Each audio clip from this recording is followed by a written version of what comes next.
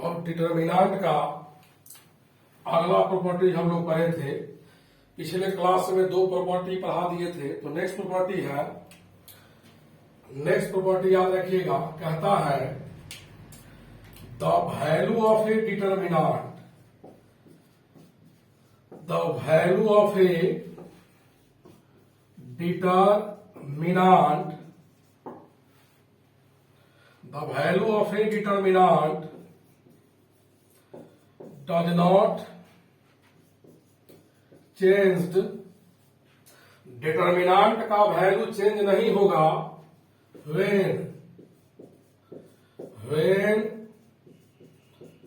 elements of corresponding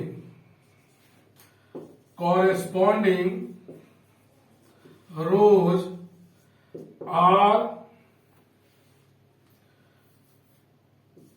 changed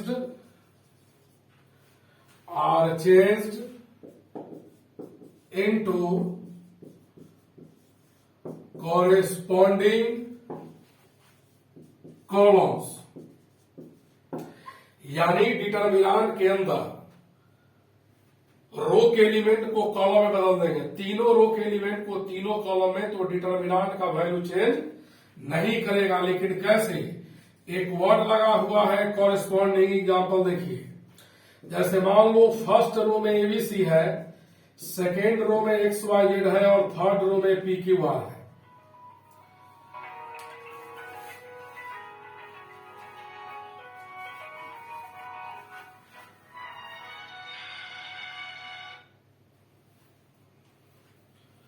और इधर देखिएगा, डिटरमिनेंट के फर्स्ट रो में एबीसी है, सेकेंड रो में एक्स वाई जेड है, थर्ड रो में पी क्यू आर है।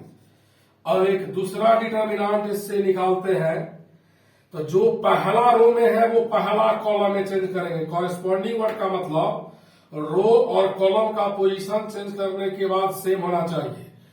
फर्स्ट रो का एलिमेंट फर्स्ट कॉलम में लिखा, सेकेंड रो में एक्स वाई जेड है, उसको सेकेंड कॉलम में लिख दिया, थर्ड रो में पी क्यू आर है, उसको थर्ड कॉलम में लिख दिया। और इस ऑपरेशन को यहां लिखना होगा R1, एरो दोनों तरफ देते हैं, इसको टेंस टू कहते हैं C1। इसका मीनिंग हुआ कि फर्स्ट रो का एलिमेंट फर्स्ट कॉलम में चला गया और फर्स्ट कॉलम का एलिमेंट फर्स्ट रो में चला आया। सेकेंड रो के एलिमेंट को हमने सेकेंड कॉलम में चेंज किया और सेकेंड कॉलम का एलिमेंट सेकेंड रो में लिखा। थर्ड रो के एलिमेंट को हमने थर्ड कॉलम में लिखा और थर्ड कॉलम के एलिमेंट को थर्ड रो में। ऐसा करने से डिटरमिनेंट का वैल्यू चेंज नहीं होता है। कॉरेस्पॉन्डिंग वर्ड का मतलब हुआ कि तीनों रो को तीनों कॉलम में बदलने वक्त रो और कॉलम का पोजीशन सेम होना चाहिए। यानी पहला रो का एलिमेंट चेंज होगा पहला कॉलम में, दूसरा रो का एलिमेंट दूसरा कॉलम में और तीसरा रो का एलिमेंट तीसरा कॉलम में। या ऐसे कहो, इसका फर्स्ट कॉलम, इसका फर्स्ट रो, इसका सेकेंड कॉलम, इसका सेकेंड रो, इसका थर्ड कॉलम, इसका थर्ड रो। ऐसा करने से डिटरमिनेंट का वैल्यू चेंज नहीं करता है। लिखिए पहले इतना।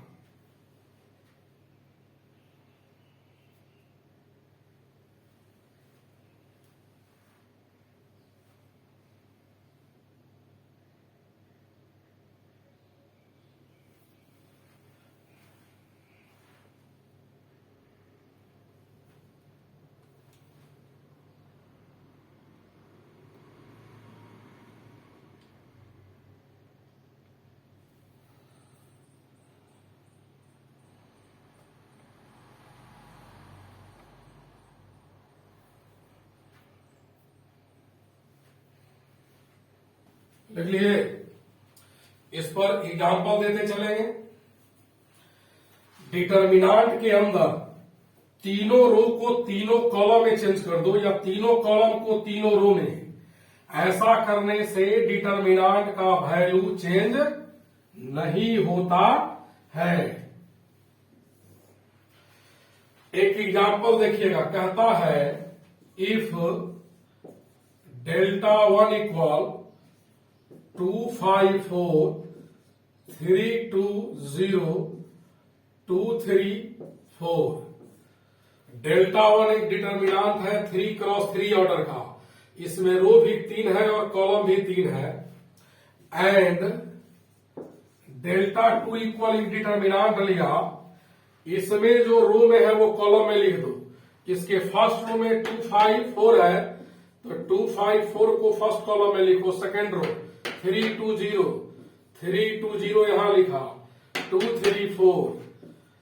अब देखिएगा दोनों डिटर्मिनांट के अंदर एलिमेंट सेम है, लेकिन जो उसके रो में है वो इसके कॉलम में है, और पोजीशन वेरी नहीं कर रहा है, सेम है। इसका फर्स्ट रो, इसका फर्स्ट कॉलम, इसका सेकेंड रो, इसका सेकेंड कॉलम, इसका थर्ड रो, इसका थर्ड कॉलम। कहता है then so that delta one equal delta two, यानी दोनों का वैल्यू सॉल्व करने पर सेम आएगा। इसका कारण क्या है? इस दोनों डिटर्मिनांट में जो यहां रो में है वो वहां कॉलम में हो गया है और पोजीशन सेम है। इसका फर्स्ट रो, उसका फर्स्ट कॉलम, इसका सेकेंड रो, उसका सेकेंड कॉलम, इसका थर्ड रो, उसका थर्ड कॉलम। तो अब देखिएगा सॉल्व करते हैं। पहले डेल्टा वन को सॉल्व करते हैं। 2 3 2 5 2 3 4 0 4। तो सॉल्व करना बताए थे। पहले एक लाइन लिखते हैं, expanding along first row, expanding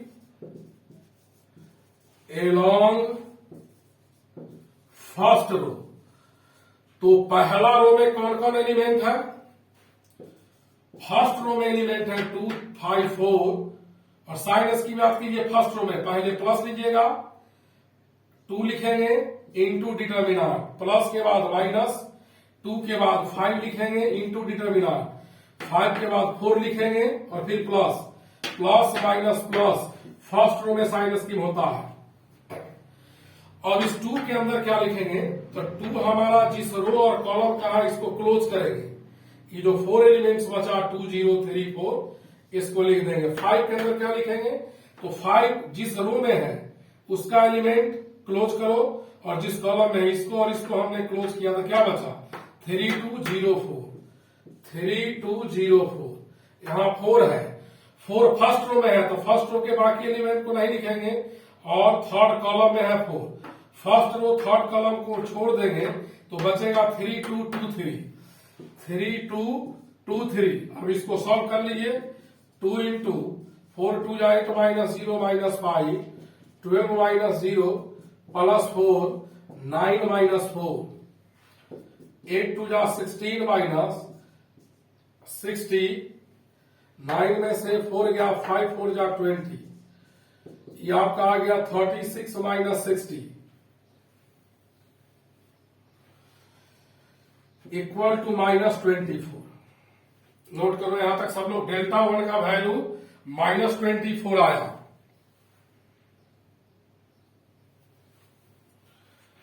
delta one का वैल्यू माइनस 24 आया। अब हम लोग डेल्टा टू कैलकुलेट करेंगे और उसका वैल्यू इतना ही आएगा। अब देखिएगा, इसको मिटा रहे हैं। लिखते समय वीडियो पॉज करके लिख लेना सब लोग। देखिए अब डेल्टा टू को लिख रहे हैं, तो डेल्टा टू हमारा है फर्स्ट रो में 2 3 2 एंड सेकेंड रो में है 5 2 3 4 0 4। इसको भी लिखेंगे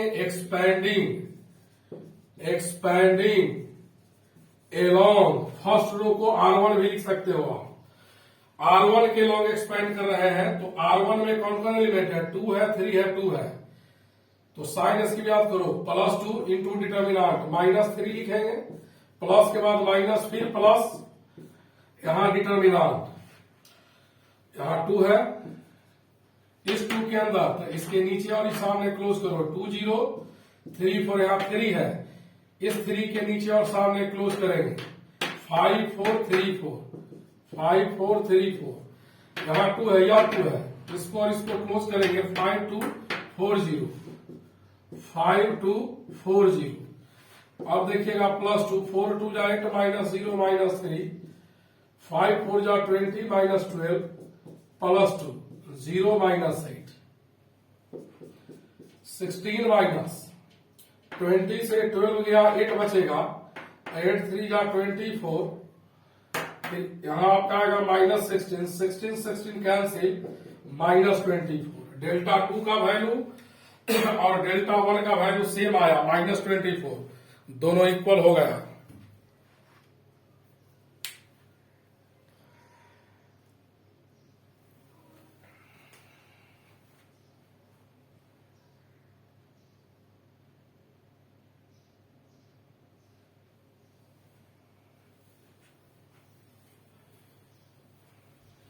यानी प्रॉपर्टी आपने पढ़ा कि किसी डिटर्मिनेंट के अंदर तीनों रो को तीनों कॉलम में बदल दो, पोजीशन नहीं चेंज होना चाहिए। ऐसा करने से डिटर्मिनेंट का वैल्यू चेंज नहीं होगा। अब नेक्स्ट प्रॉपर्टी देखिए, if elements of any two rows और कॉलम्स आर इंटरचेंज्ड, किसी दो रो या दो कॉलम के एलिमेंट को आपस में इंटरचेंज करेंगे, डिटर्मिनेंट का न्यूमेरिकल वैल्यू चेंज नहीं होगा लेकिन साइन चेंज हो जाएगा। If elements of any two rows और columns are interchanged then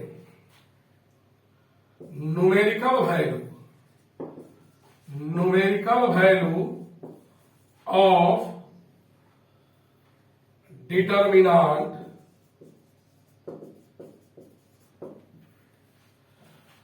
does not change,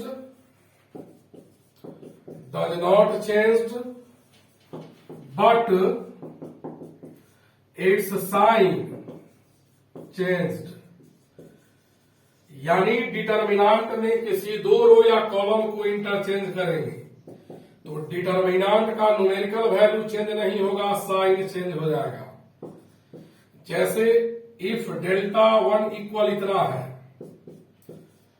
delta 1 equal इतना है, या ऐसा करो इसको डेल्टा आई लिखते हैं, एग्जाम्पल में देख लीजिए। एग्जाम्पल, एक डिटर्मिनेंट लिया थर्ड ऑर्डर क्योंकि इसमें रो भी 3 है और कॉलम भी 3 है, 3 रो 3 कॉलम है, 3 रो 3 कॉलम।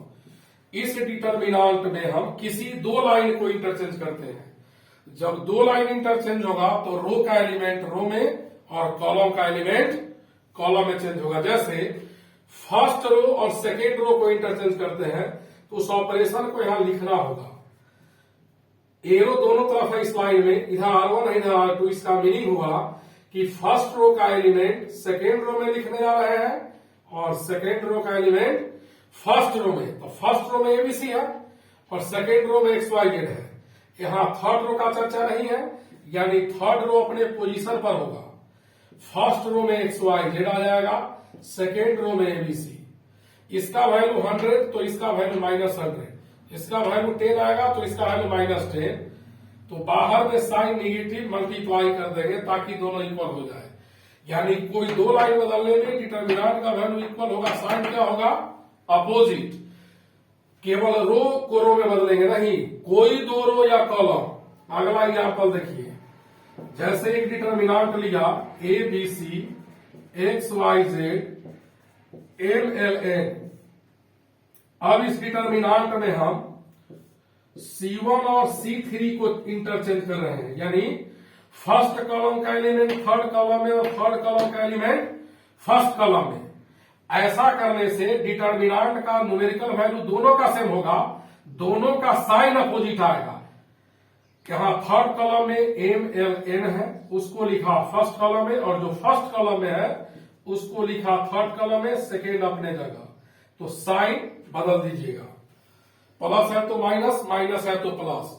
किसी दो रो या दो कॉलम का एलिमेंट अगर आपस में चेंज करेंगे, डिटर्मिनेंट का वैल्यू चेंज नहीं होगा, साइन चेंज हो जाएगा। लिखिए इतना।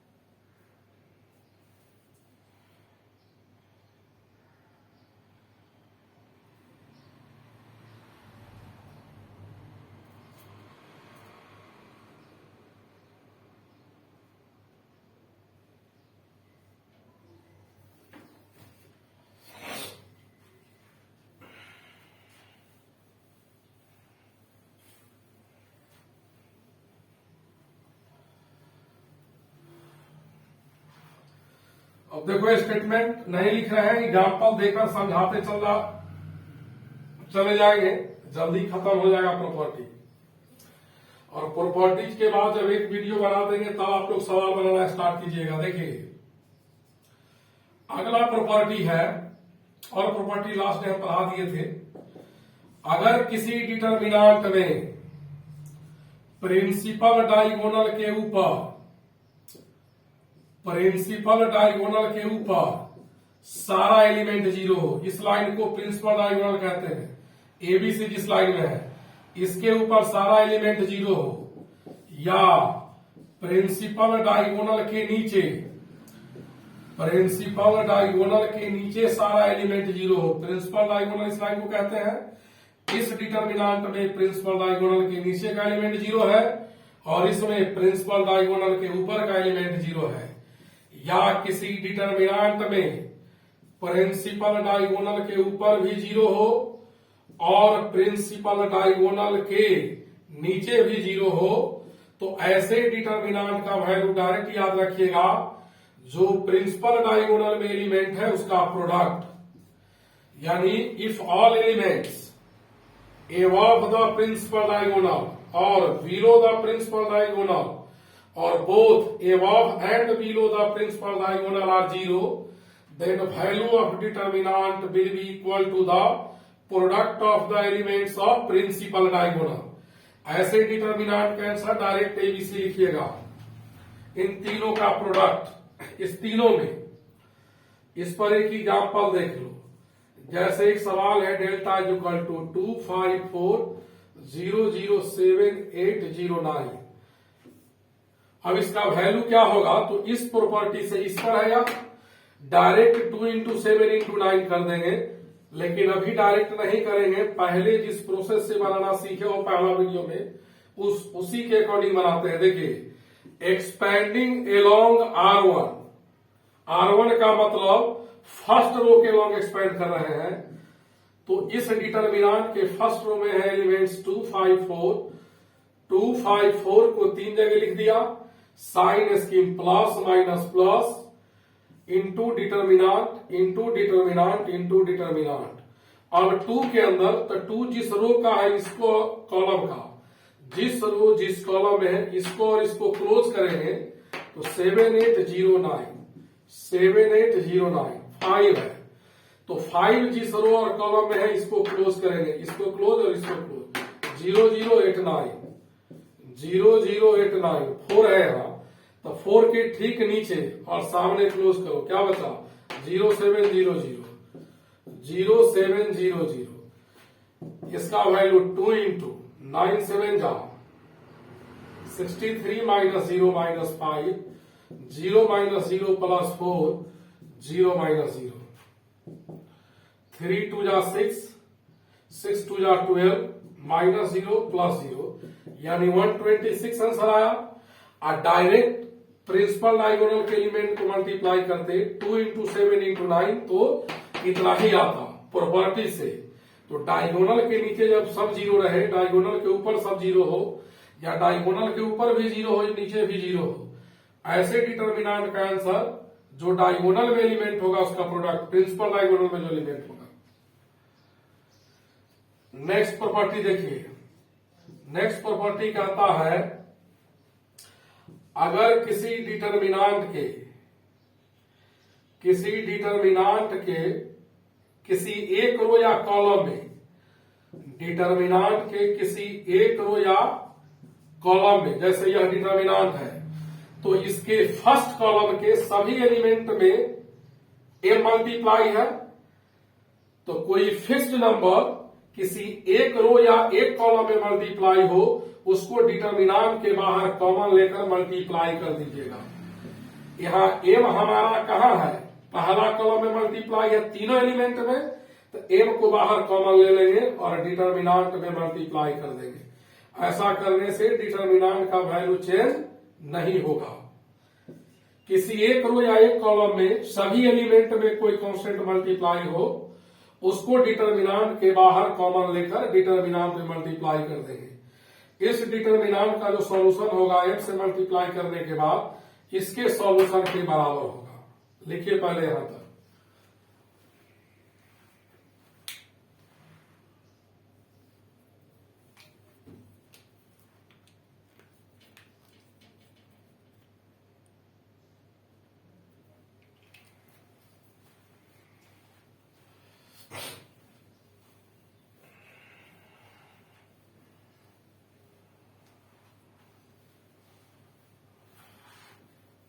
क्रॉस कर दे रहे हैं, समझ लीजिए अलग पॉइंट है। नेक्स्ट प्रॉपर्टी देखिए, अगर किसी डिटर्मिनांट में अपने मन से किसी लाइन में किसी कांस्टेंट से आप मल्टीप्लाई करना चाहते हैं तो कर सकते हैं। जैसे हमारा यहां इच्छा है कि हम फर्स्ट रो में के से मल्टीप्लाई करेंगे, तो उस ऑपरेशन को डिटर्मिनांट के साइड में लिखना होगा।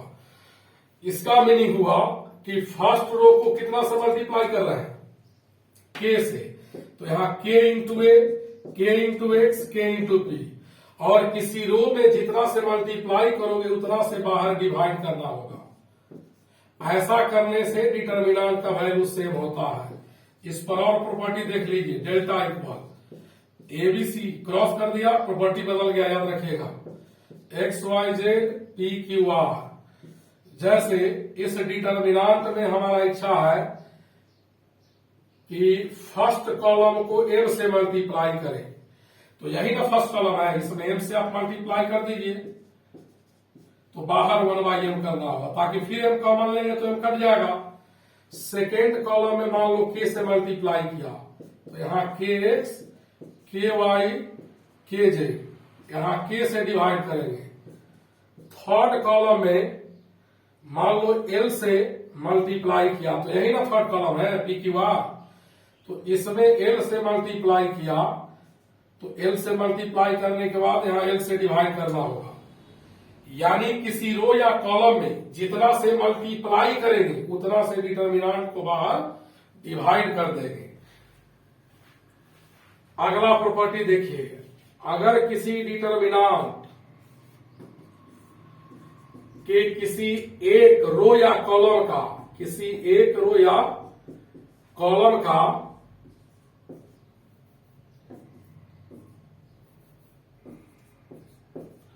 जैसे देखिए इस डिटर्मिनांट में फर्स्ट कॉलम दो एलिमेंट का सम है, तो डिटर्मिनांट के अंदर कोई एक लाइन अगर दो एलिमेंट का सम है तो इसको दो डिटर्मिनांट के सम में हम लोग तोड़ देंगे। जो दो एलिमेंट का सम है वो फर्स्ट कॉलम है, तो फर्स्ट कॉलम में प्लस के पहले पहला एलिमेंट क्या है, ए बी सी, इसमें लिखेंगे, और जो सिंगल है वो दोनों में लिखाएगा P Q R M L N, और प्लस के बाद एक्स वाई जेड था, एक्स वाई जेड इसका फर्स्ट कॉलम हो जाएगा, और जो सिंगल एलिमेंट है वो दोनों में होगा। यानी कोई एक लाइन डिटर्मिनांट के अंदर कोई एक लाइन दो एलिमेंट का सम है, चाहे वो कॉलम हो या रो, कॉलम या रो, कोई एक रो या एक कॉलम दो एलिमेंट का सम है, तो उसको दो डिटर्मिनांट के सम में लिख सकते हैं। इस पर एक जनरल प्रॉपर्टी दे देते हैं। जैसे इस डिटर्मिनांट में देखो यहाँ A1 plus A2 plus A3 dot dot dot AN, A1 से लेकर N तक का सम है, B1 plus B2 plus B3 plus dot dot dot BN, C1 plus C2 plus C3 plus dot dot dot CN, और यहां XYZ है PQR। तो इस डिटर्मिनांट में आपने क्या देखा कि इसका फर्स्ट कॉलम एन टर्म का सम है, तो इसको एन डिटर्मिनांट का सम लिखेंगे। टोटल ऐसा N determinant dot dot dot dot N determinant का सम हम लोग लिखेंगे। तो जो फर्स्ट डिटर्मिनांट होगा, फर्स्ट कॉलम के जितने भी टर्म का सम है उसका पहला एलिमेंट इसमें लिखेंगे, यानी A1 B1 C1, फिर प्लस के बाद जो सेकेंड है वो सेकेंड डिटर्मिनांट का फर्स्ट हो जाएगा A2 B2 C2, और लास्ट में क्या हो जाएगा AN BN CN, और जो सिंगल है XYZ PQR वो सब में होगा XYZ PQR, XYZ PQR। X Y Z P Q R. लिखिए पहले इतना।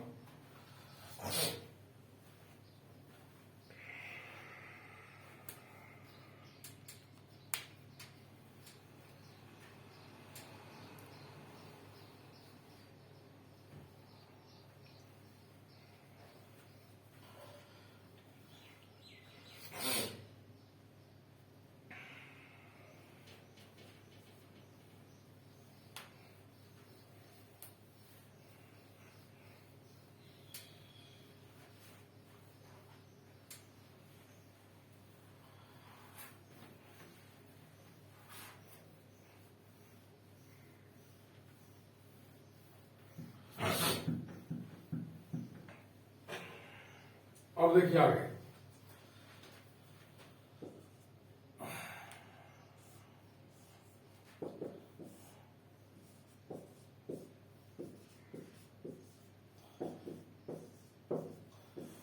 अगर किसी डिटरमिनांट के अंदर किसी रो में ऐड कर दे, सब्ट्रैक्ट कर दे, या किसी कॉलम को किसी कॉलम में ऐड कर दे, सब्ट्रैक्ट कर दे, ऐसा करने से डिटरमिनांट का वैल्यू चेंज नहीं होता है। जैसे देखो स्टेटमेंट छोड़ दिए हैं, बार बार बोल रहे हैं, याद कर लीजिएगा। इस पर एग्जाम्पल इतना देते हैं कि क्लियर हो जाएगा। जैसे हम यहाँ फर्स्ट कॉलम को चेंज कर रहे हैं first column plus second column के द्वारा। इस ऑपरेशन का मीनिंग क्या हुआ कि पहला कॉलम को बदल रहे हैं। कैसे? तो फर्स्ट कॉलम और सेकेंड कॉलम के एलिमेंट को ऐड करके लिखना है फर्स्ट कॉलम के जगह। यही हमारा फर्स्ट कॉलम है एबीसी। तो फर्स्ट कॉलम में ऐड कर रहे हैं, फर्स्ट कॉलम में ऐड कर रहे हैं सेकेंड कॉलम, तो सेकेंड कॉलम का एलिमेंट है एक्स वाई जेड। तो जब कॉलम में कॉलम ऐड करेंगे तो जो जिसके सामने होगा, जो जिसके बगल में होगा, उसमें उसको ऐड कर देंगे। ऐसा करने से दोनों डिटरमिनेंट का वैल्यू सेम होगा, इसका वैल्यू सेम होगा। अब देखिए नेक्स्ट प्रॉपर्टी, डिटरमिनेंट के अंदर किसी एक रो को या किसी एक कॉलम को दूसरे कॉलम में जोड़ने घटाने से कोई इफेक्ट नहीं पड़ता है। जैसे हम यहां लिख रहे हैं कि फर्स्ट कॉलम को चेंज कर रहे हैं first column plus second column plus third column के द्वारा, यानी फर्स्ट कॉलम एबीसी है उसको नहीं लिखेंगे, उसके बदले लिखेंगे फर्स्ट कॉलम का एलिमेंट प्लस सेकेंड कॉलम का एलिमेंट प्लस थर्ड कॉलम का एलिमेंट। तो फर्स्ट कॉलम का first A plus second column का first X plus third column का फर्स्ट पी, फिर यहां B plus Y plus Q, C plus Z plus R, X Y Z P Q R. ऐसा करने से इस दोनों डिटरमिनेंट का वैल्यू सेम होगा। ऐसा नहीं कि एक लाइन को दूसरी लाइन में ऐड कर दिया तो वैल्यू इंक्रीज कर जाएगा। फाइनल वैल्यू जब इसको इन सभी को एक्सपेंड कीजिएगा तो सेम आएगा। इस पर बहुत सारा एग्जाम्पल देते हैं। देखिए एक डिटरमिनेंट है जिसके फर्स्ट कॉलम में एबीसी है, X Y Z second column में और P Q R third column में है। जैसे इस डिटरमिनेंट को हम लिखते हैं R1 के जगह R1 माइनस R3, यानी फर्स्ट रो में सब्ट्रैक्ट कर रहा है थर्ड रो को। ई लाइन आपका फर्स्ट रो है, थर्ड, तो फर्स्ट रो से थर्ड को घटाना है, फर्स्ट रो से थर्ड रो को सब्ट्रैक्ट करना है। तो जो जिसके नीचे है ए माइनस सी, पहला से पहला, सेकेंड से सेकेंड और थर्ड से थर्ड सब्ट्रैक्ट किया। R1 से R3 को माइनस किया, R1 यहां है, R3 यहां, इसको इससे सब्ट्रैक्ट किया। एरो के पहले R1 है, R2 R3 एरो के पहले नहीं है, वो जैसा है वैसा ही लिख देंगे।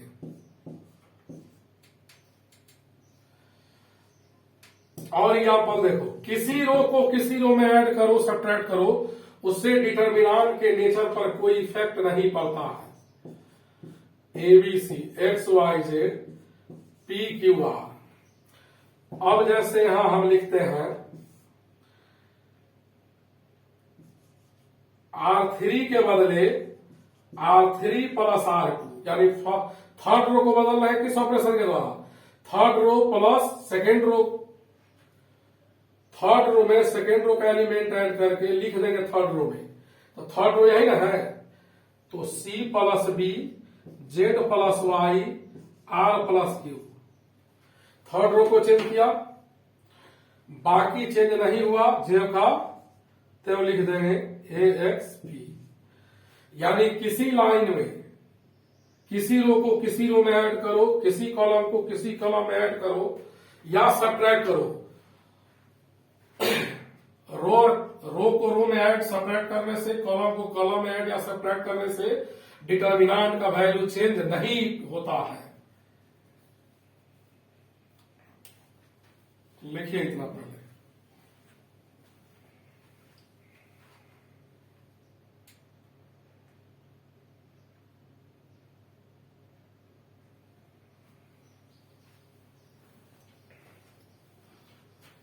एक ही प्रॉपर्टी में ऐड भी कर सकते हो, सब्ट्रैक्ट भी कर सकते हो, उससे भी कोई इफेक्ट नहीं पड़ेगा।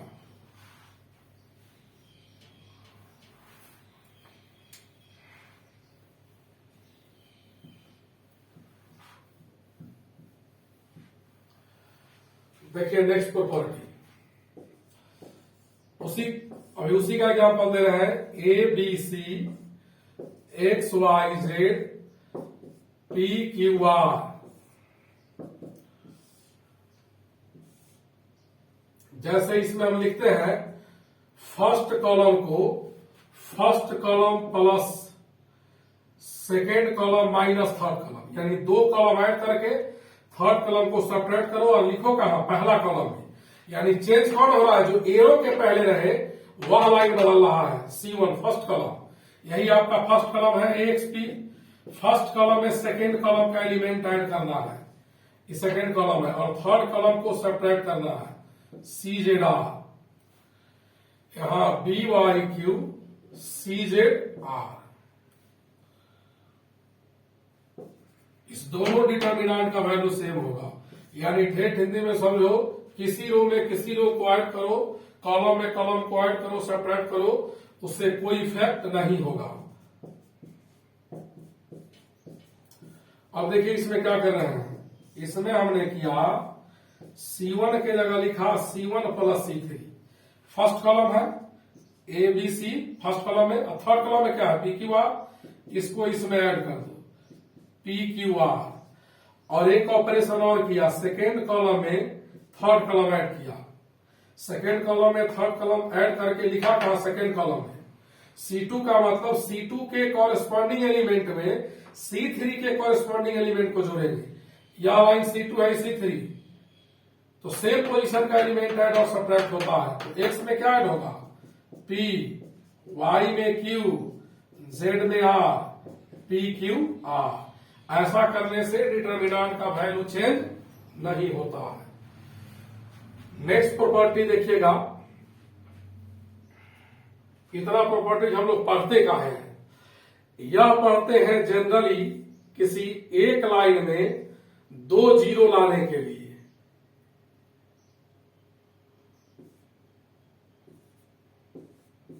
जैसे इस डिटर्मिनेंट को सॉल्व करना है, तो इस डिटर्मिनेंट में फर्स्ट रो में दो जीरो है, तो डिटर्मिनेंट का पहले वैल्यू लिख देते हैं। दो जीरो लाने से आपको फायदा क्या होगा वो देखिए। प्रयास करना कि जिस लाइन में दो जीरो हो, चाहे वो रो हो या कॉलम, उसी के लॉन्ग एक्सपेंड करेंगे। Expanding along R1। R1 का मतलब फर्स्ट रो, पहला हॉरिजॉन्टल लाइन फर्स्ट रो हुआ। फर्स्ट रो में A0 0 है, या सेकेंड रो हुआ BCD। थर्ड रो कौन हुआ EFK, थर्ड रो का एलिमेंट है, BCD सेकेंड रो का, और फर्स्ट रो में A0 0 है। तो इस डिटर्मिनेंट को एक्सपेंड किया फर्स्ट रो के लॉन्ग। तो फर्स्ट रो में कौन एलिमेंट है पहले A, साइन इसकी भी याद कीजिए, प्लस इंटू डिटर्मिनेंट। A के बाद क्या लेंगे -0, फिर +0। अब A बाहर है, डिटर्मिनेंट के अंदर क्या लिखेंगे, तो A जिस रो का है उसको क्लोज करना है, A जिस कॉलम का है उसको। तो A फर्स्ट कॉलम और फर्स्ट रो में है, इसको क्लोज किया तो बचा CD F के। यहां 0 है तो इसको क्लोज कर देंगे, B और E D के। यहां 0 है, इस 0 के नीचे और सामने क्लोज करेंगे BECF। देखो ए सी के माइनस एफ डी, और बाहर जीरो है तो ये टोटल जीरो हो जाएगा। तो अब जब ऐसे डिटर्मिनेंट को सॉल्व करना जिसमें दो जीरो पहले से हो, तो जीरो वाला टर्म जीरो आया, इसीलिए इसको अब हम लोग जनरली नहीं लिखेंगे, छोड़ देंगे। डायरेक्ट जो एलिमेंट रहेगा उसको लिखेंगे, यही हमारा आंसर होगा, ए सी के माइनस ए एफ डी। इतना प्रॉपर्टी जो पढ़े हैं, किसी एक रो या एक कॉलम में दो जीरो लाने के लिए उतारिए।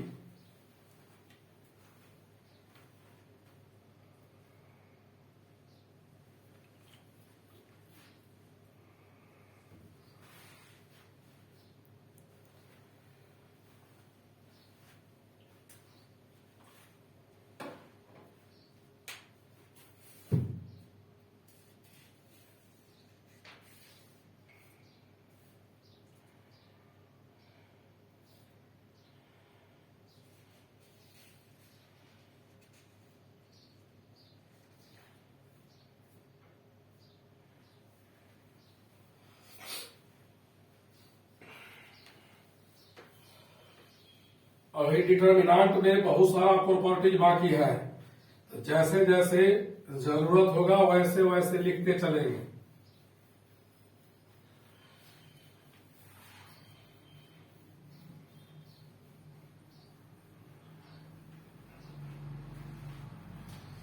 देखो एक प्रॉपर्टी और, जैसे एक डिटर्मिनेंट है जिसका फर्स्ट कॉलम का एलिमेंट एबीसी है, सेकेंड कॉलम का एलिमेंट एक्स वाई जेड है, और थर्ड कॉलम का एलिमेंट पी क्यू आर है। अब इसमें हम क्या कर रहे हैं, फर्स्ट कॉलम में एम से मल्टीप्लाई किया, तो यहां M A M B M C, और किसी लाइन में चाहे रो हो या कॉलम, जितना से मल्टीप्लाई किया उतना से बाहर डिवाइड करना होगा। X Y Z P Q R, और सेकेंड कॉलम में मान लो के से मल्टीप्लाई किया, के यहां तीनों में, तो यहां के से डिवाइड करना होगा 1/m के। अब हमने क्या किया, फर्स्ट कॉलम को चेंज कर दिया और फर्स्ट कॉलम के बदले लिखा फर्स्ट कॉलम का एलिमेंट प्लस सेकेंड कॉलम का एलिमेंट्स, यानी C1 C2 को ऐड करके C1 के जगह लिखना है। जो एरो के पहले रहे वो चेंज हो रहा है, फर्स्ट कॉलम बदल रहे, यही ना फर्स्ट कॉलम है, तो फर्स्ट कॉलम हमारा हो गया M A M B M C, और इसमें ऐड कर रहे हैं सेकेंड कॉलम का एलिमेंट्स। तो जो जिसके बगल में है उसमें उसको ऐड करो, के एक्स के वाई के जेड, सेकेंड कॉलम के एक्स के वाई के जेड पी क्यू आर बचा। अब क्या करेंगे, यहां लिखेंगे एक लाइन, किसी एक लाइन के सभी एलिमेंट में, किसी एक कॉलम या एक रो के सभी एलिमेंट में सेम नंबर मल्टीप्लाई हो, सेम स्केलर मल्टीप्लाई हो, उसको डिटर्मिनेंट के बाहर कॉमन ले लेते हैं। तो टेकिंग के कॉमन फ्रॉम C2, देखिए यहां सेकेंड कॉलम के तीनों एलिमेंट में के मल्टीप्लाई है, तो के को डिटर्मिनेंट के बाहर मल्टीप्लाई कर देंगे कॉमन लेकर,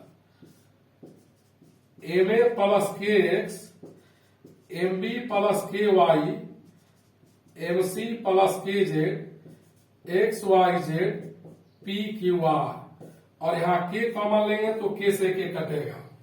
ये जो 4 स्टेप में प्रॉपर्टी आया, सेम चीज को 2 स्टेप में डायरेक्ट ला देते हैं। देखिए, जो लोग इस प्रॉपर्टी को नहीं समझेंगे इससे बनाएंगे, और जो लोग समझ जाएंगे इससे बनाएंगे, इसमें समय आपका कम लगेगा। एक डिटर्मिनेंट है जिसके फर्स्ट कॉलम का एलिमेंट एबीसी है, सेकेंड कॉलम में X Y Z, third column में पी क्यू आर है। हम क्या कर रहे हैं, फर्स्ट कॉलम में एम से मल्टीप्लाई कर रहे हैं, तो फर्स्ट कॉलम में एम से मल्टीप्लाई किया, M A M B M C, direct plus K into C2, first column में एम से मल्टीप्लाई करने के बाद सेकेंड कॉलम में के से मल्टीप्लाई करके दोनों को डायरेक्ट ऐड कर रहे हैं, C1 में m से और C2 में k से, अगर C1 में m से गुना होगा तो फर्स्ट कॉलम के सभी एलिमेंट में m से मल्टीप्लाई हुआ, और C2 में k से मल्टीप्लाई करना है और इसमें ऐड कर देना है, तो प्लस प्लस प्लस C2 में कितना से मल्टीप्लाई हो रहा है, k से, C2 इक्वलाइन हुआ kx ky kz। यहां एरो के पहले C1 है तो C1 में m से मल्टीप्लाई किया, m से डिवाइड करेंगे, C2 में k से मल्टीप्लाई करके ऐड कर दिया, और C2 में हम k छोड़ेंगे नहीं मल्टीप्लाई, जो पहले था वही लिख देंगे, तो k से डिवाइड करने का जरूरत नहीं पड़ेगा।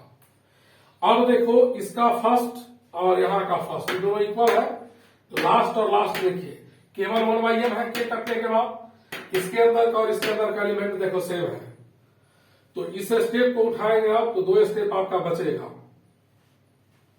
एरो के जो पहले होता है उसमें जितना से मल्टीप्लाई करेंगे डिवाइड करेंगे, बाद वाले में जितना से मल्टीप्लाई करके जोड़ते घटाते हैं उसमें हम अपना काम कर लेंगे, लेकिन के इसमें छोड़े नहीं है, इसलिए इसको डिवाइड भी हमने यहां नहीं किया है। सेकेंड कॉलम में के से मल्टीप्लाई करके ऐड किया था, लेकिन सेकेंड कॉलम में के हमने छोड़ा नहीं था, इसलिए के से डिवाइड नहीं किया। इसको लिखिए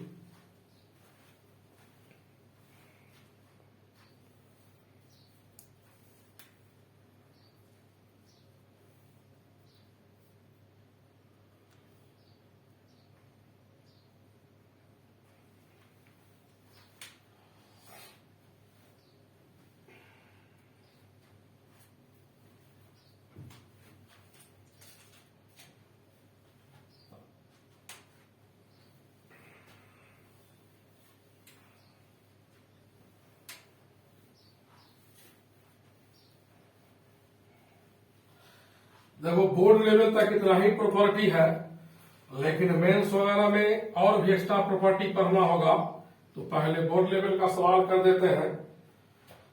डिटरमिनेंट एक क्लास और जब नेक्स्ट क्लास ले लेंगे उसके बाद आप लोग बनाना शुरू कीजिएगा, और जिनका जो सवाल नहीं बने भेज दीजिएगा, व्हाट्सएप पर सॉल्व कर देंगे। देखिए एक सवाल है, कहता है prove that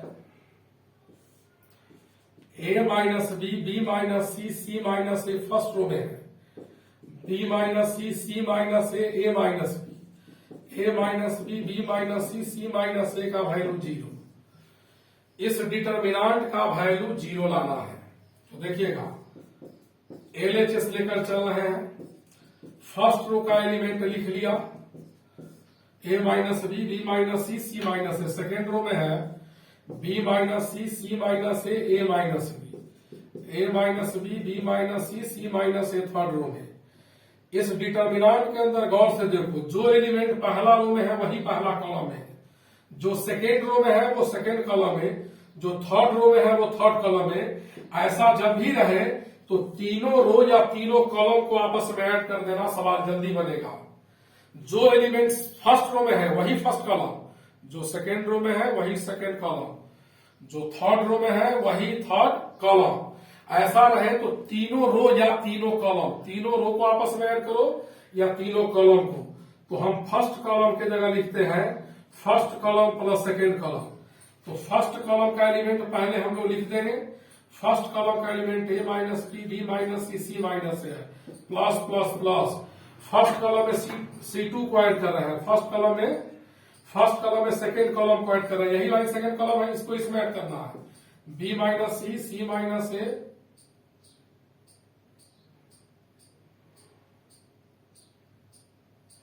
B minus C, A minus C B minus C minus A B minus C minus A minus B.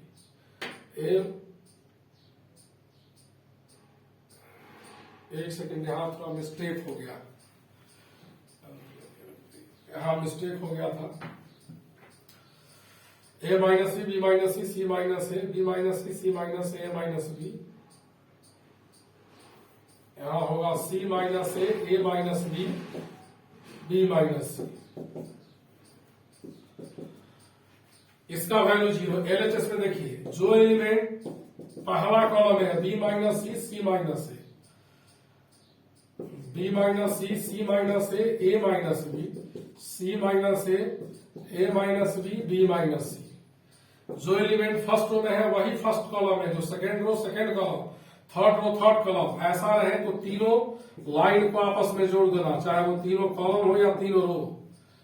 इसको ऐड कर रहे हैं, A minus B plus B minus C plus C minus A, B minus C minus A minus B, C minus A minus B minus C, B minus C minus A minus B, C minus A minus B minus C. A से cancel हुआ, सी से सी, B से B, यहां भी B से B, जो कटा उसको काट दो। अब देखोगे एक लाइन का सारा एलिमेंट जीरो हो गया, और एक लाइन का जब सारा एलिमेंट जीरो होता है तो प्रॉपर्टी हम लोग पढ़ चुके हैं कि इसका वैल्यू जीरो होता है। अगला सवाल है, कहता है प्रूव दैट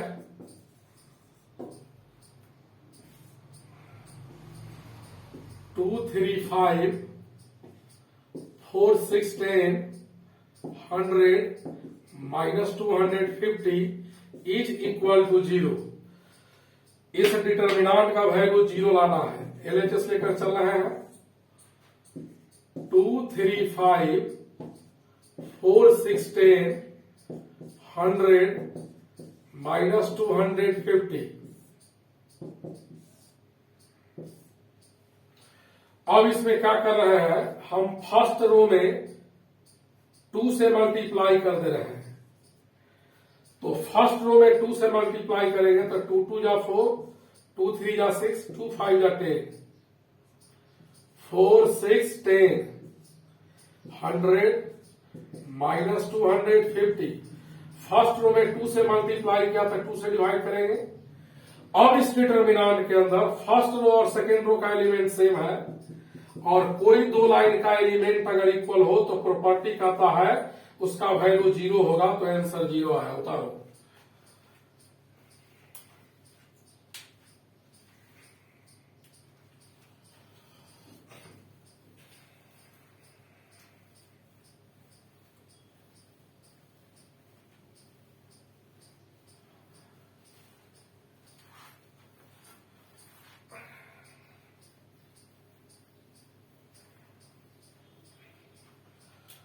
नेक्स्ट प्रॉब्लम देखिए, कहता है B plus C, C plus A plus B, A B सी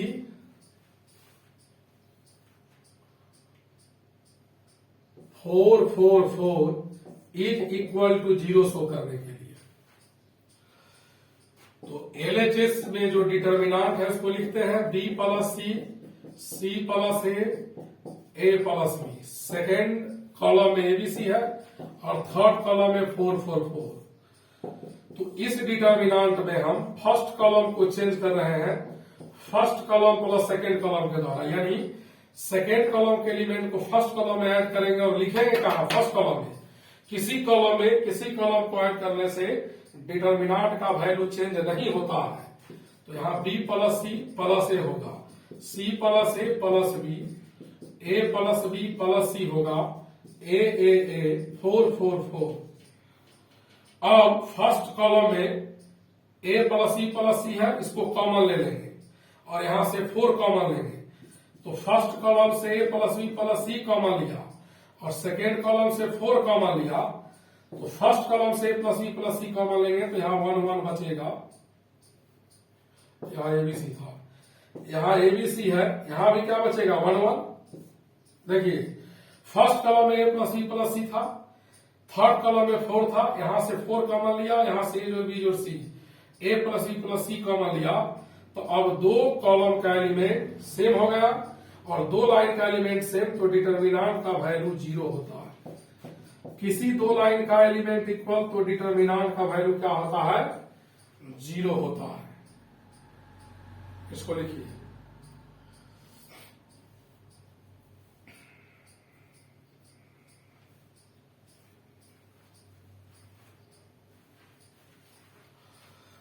अब देखो नेक्स्ट प्रॉब्लम क्या कहता है। कहता है prove that 1a² 1b (1c) equal a minus b into b minus c into c minus a। इस डिटर्मिनांट का वैल्यू इतना लाना है। इस सर्कुलर डिटर्मिनांट होता है 1a है तो a square, 1b b square, 1c c square. इसका वैल्यू डायरेक्ट भी आप लोग बाद में याद कर लीजिएगा। टिपिकल सवाल के कैलकुलेशन में मिड में कभी कभी इसका यूज होता है। तो देखो, अब जब किसी डिटर्मिनांट का वैल्यू फैक्टराइजेशन फॉर्म में लाना हो तो पहले प्रयास करना कि डिटर्मिनांट के अंदर ऐसा ले आए कॉमन लेने के लिए। और एक बात यहां से और याद रखो कि जब एलिमेंट अगर कॉलम में इक्वल है या रो में इक्वल दिखे एक लाइन पूरा, तो 2 जीरो लाने का प्रयास करेंगे। एलिमेंट अगर कॉलम में इक्वल है तो रो से रो घटाएंगे। एलएचएस लेकर चल रहे हैं। एलिमेंट अगर कॉलम में इक्वल है तो रो से रो घटाएंगे हम लोग। यहां एलिमेंट कहां इक्वल है 1 1 कॉलम में, और कॉलम में जब एलिमेंट इक्वल हो तो रो से रो माइनस कीजिएगा।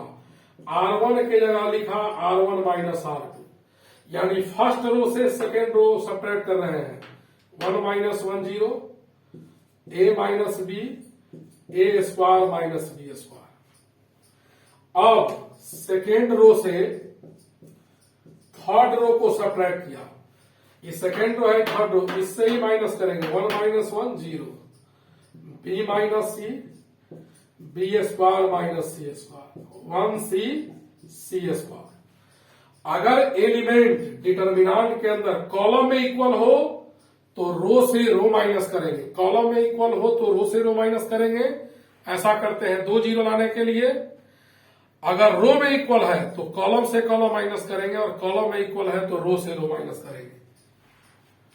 अब देखो, 0 a minus b, a square minus b square को a माइनस b गुणे a plus b, 0 b minus c, b minus c गुणे b plus c, 1c c square. First row में a माइनस b यहां भी है, यहां भी है, और यहां 0 है तो 0 गुणे a माइनस b लिख सकते हैं कि नहीं? लिख सकते हैं। 0 गुणे a माइनस b क्या होगा? 0 होगा। यानी फर्स्ट रो में तीनों जगह क्या कॉमन है? a minus b। First row में तीनों जगह a माइनस b कॉमन है, और सेकेंड रो में b माइनस c कॉमन है। इधर मिटा रहे हैं, अब उसको इधर कैलकुलेट कर देंगे।